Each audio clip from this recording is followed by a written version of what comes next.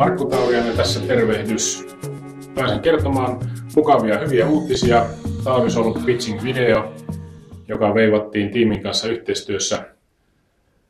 Vajaa pari viikkoa sitten on päässyt somepitchin kilpailussa loppusuoralle eli finaaliin.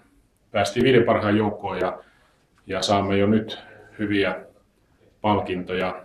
Nyt sitten alamme valmistelemaan PDF-esitystä kansainväliselle tuomaristolle.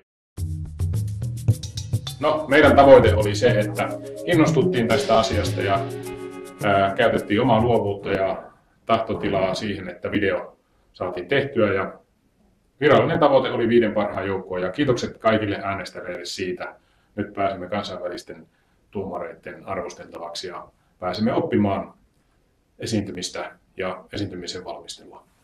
Tästä on hyvä jatkaa.